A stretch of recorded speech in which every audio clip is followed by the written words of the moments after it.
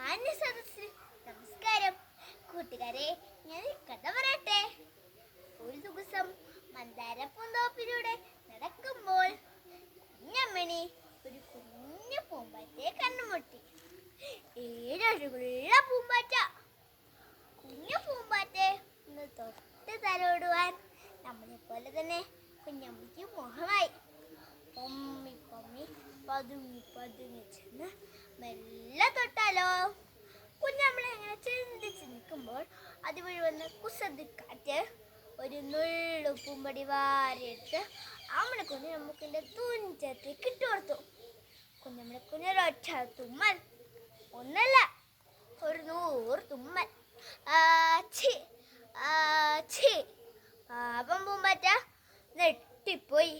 അവൾ പേടിച്ച് പറന്നുയർന്ന ആകാശപ്പരപ്പിലെത്തി. മാനത്ത് കണ്ട ഒരു കുഞ്ഞാടുമേയത്തിന്റെ കാതിന് മുകളിൽ അവൾ മെല്ലെ ഇരുന്നു. കുഞ്ഞിക്കാൽ തൊട്ടതും കുഞ്ഞാടുമേയത്തിന് ഇക്കിളിയായി. അവൻ ചിരിച്ചോണ്ട് മേഘകൂട്ടങ്ങളിലേക്ക് ഉടുത്തു ചാടി.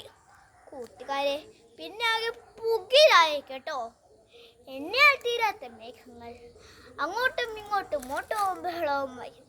ഒറ്റത്തിനിടയിൽ ആടുമേഘം മാടമേഘത്തിന്റെ പള്ളയിച്ചെന്ന് അടിച്ചു. കോഴിമേഘം സിംഹമേഘത്തിന്റെ മൂക്കിടിച്ചു. സിംഹമേഘം ഗർജിച്ച് മാനം കുലുക്കി. ആകെ ബഹളവും കലഹവും. മേഘങ്ങൾ തമ്മിൽ വഴക്ക് കൂടുതൽ കണ്ട് പൂമ്പാറ്റക്കുഞ്ഞിനെ മനസ്സ് വേദിച്ചു. അവൾ കൈ നീട്ടി പറഞ്ഞു, മേഘങ്ങളെ പിണങ്ങരുതേ, വഴക്ക് കൂടരുതേ. ആടുമേഘത്തിന്റെ ചെവിയിൽ ഞാൻ എഴുതുന്നതാണ്, ക്ഷമിക്കണേ. സത്യം മനസ്സിലാക്കിയപ്പോൾ മേഘങ്ങൾ തമ്മിൽ വഴക്ക് നിർത്തി പുഞ്ചരിച്ചു. താഴെല്ലാം കണ്ടു നിന്ന അമ്മക്കുട്ടി പറഞ്ഞു, പൂമ്പാറ്റക്കുഞ്ഞെ, എന്നോട് ക്ഷമിക്കൂ, ഞാൻ നിന്നെ പേടിച്ചതല്ല, ഒന്ന് തുമ്മിപ്പോതാ.